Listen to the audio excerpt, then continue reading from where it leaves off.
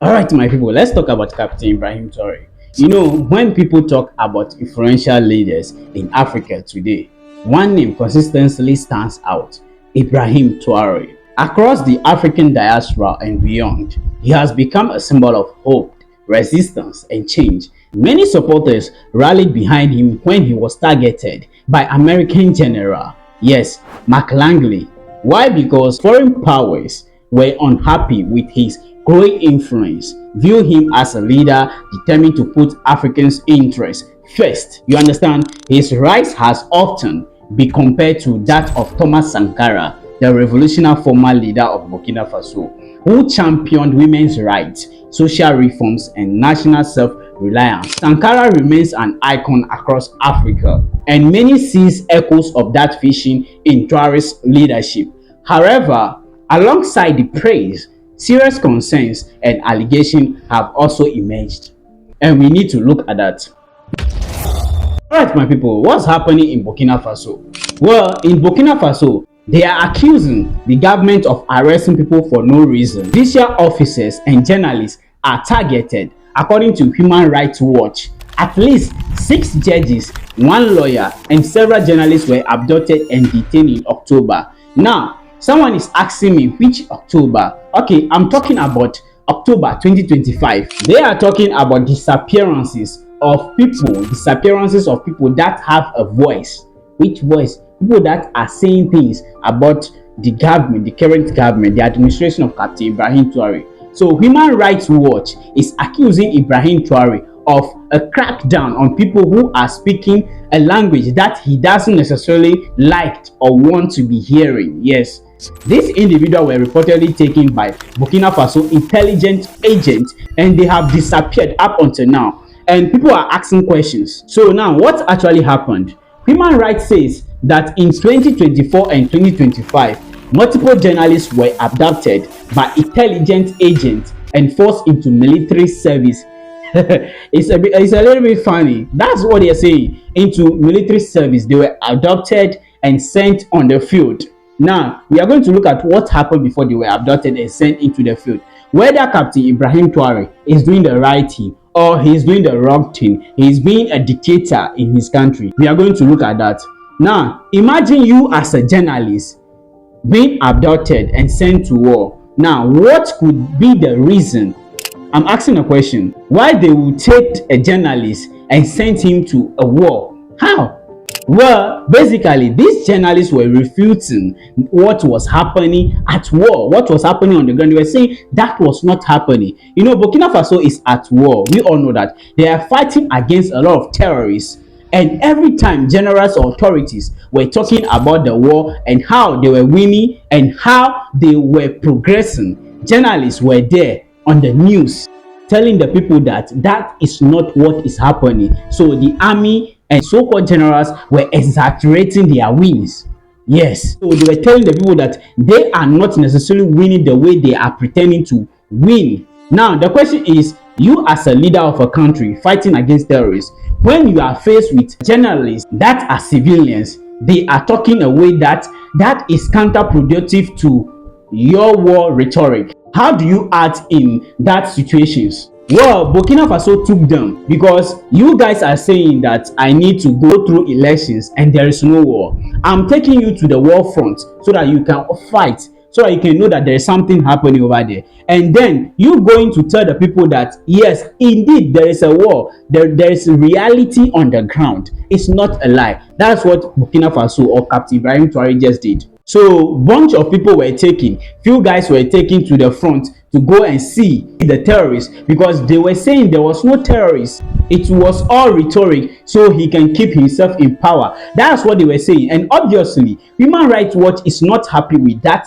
actions or with that steps of Captain Ibrahim Traoré. There was a specific case of a person named Khalifa Salem, former senior official turned journalist. Yes, he was abducted in June 2024. Remember, this is Human Rights Watch speaking after questioning junta propaganda, including a photo of Ibrahim Traoré giving blood. Now, did Captain Ibrahim Traoré give blood? Surely, he gave blood and there was a picture of it. And they said that he was trying to portray himself as a good guy.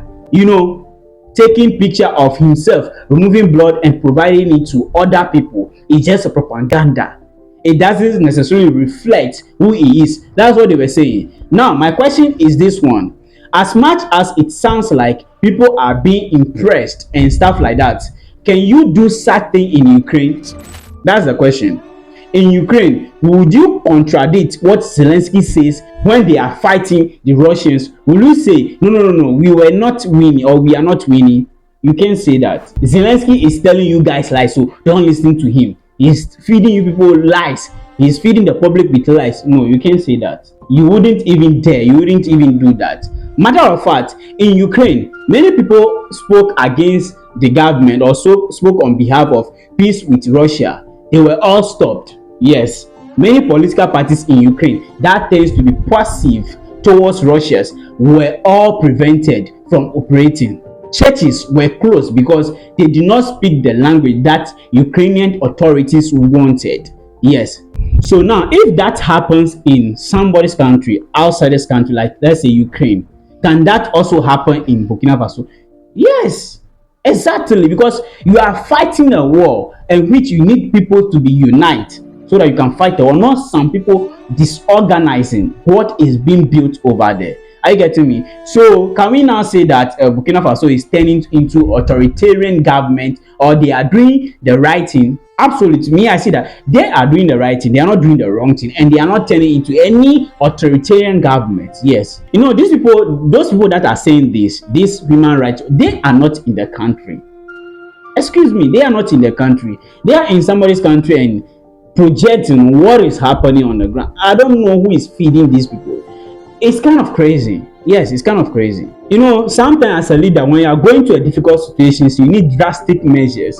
Yes, you need drastic measures, and that is what Burkina Faso is doing, guys. That's what they are doing, guys. Just let me know what you think about all these things. Now let's move to Germany. There's something happening in Germany. A Germany party leader demands action against Ukraine. Why? So basically, the guy is saying that there were too many Ukrainians now crossing from Ukraine to Germany.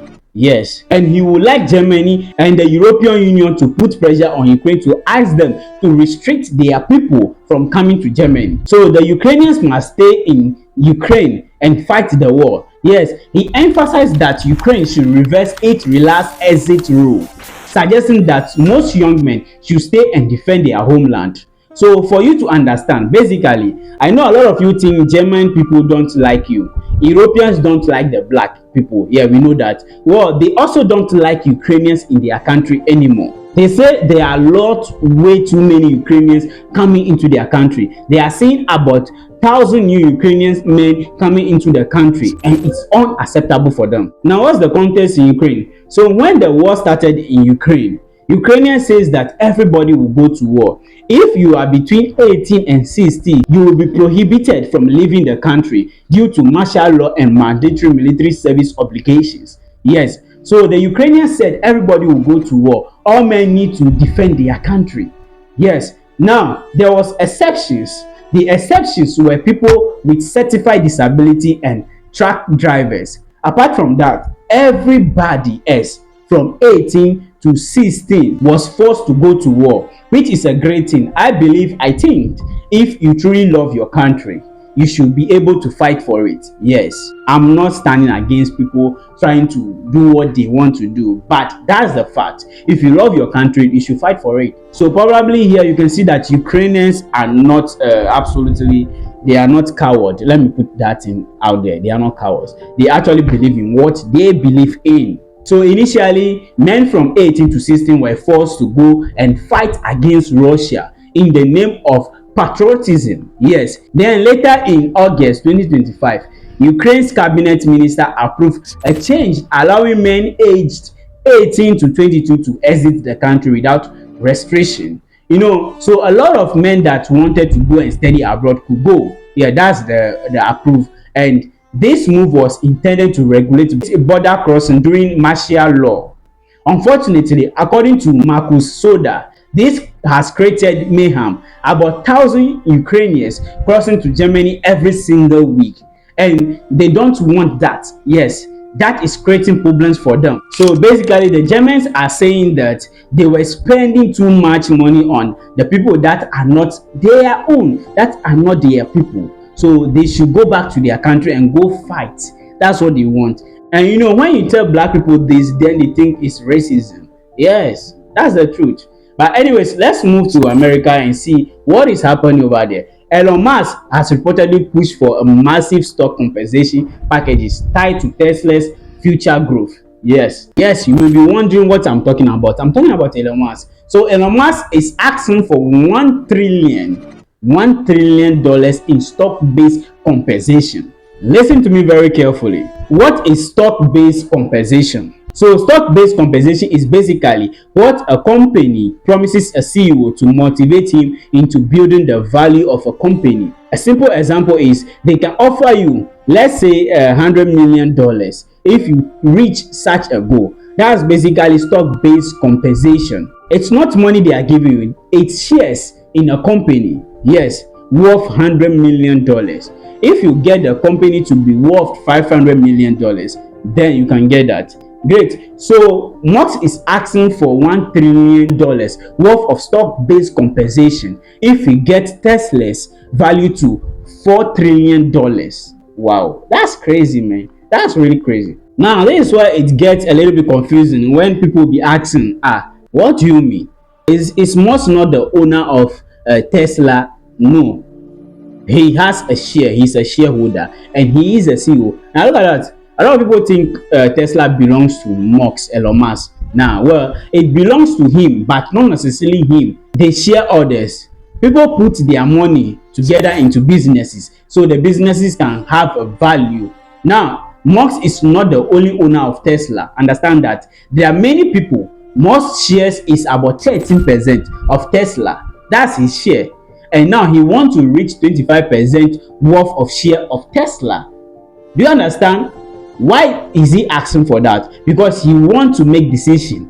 When you have 25% of share, then you can make decisions, you can block decisions, and you can be the bigger player in all directions. Yes, in that company. Now, why is this necessary for Musk? Musk says that he wouldn't feel comfortable leading Tesla robotic army vision, fearing interferences from board and investors. He doesn't want that. So it's just that Musk said he will not feel comfortable when dealing with the future of this company when he is still at 13%.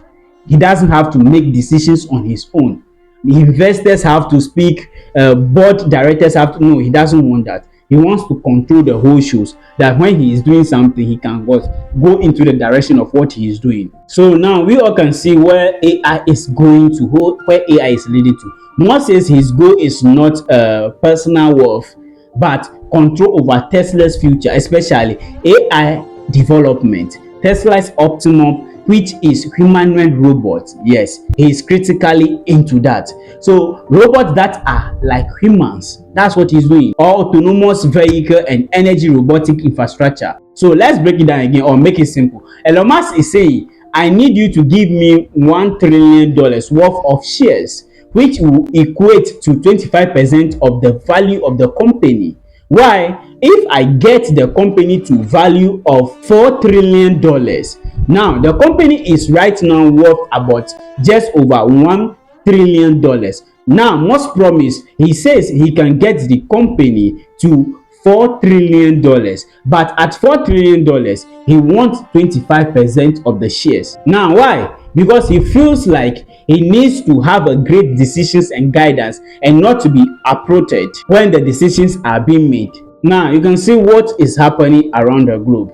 You know, whether discussing political leadership in Africa, migration in Europe, or the future of AI, one thing remains constant. The world is changing rapidly. The decisions made today will have lasting consequences for generations to come. The questions surrounding Ibrahim Traoré, national sovereignty, freedom of speech, patriotism, and technological power are all part of much larger conversation about the direction humanity is heading. As this debate continues, people everywhere are being forced to decide what kind of future they want to build. Let me know how you feel about this. Whatever it is, just let it be in the comment section. Thank you for watching this channel.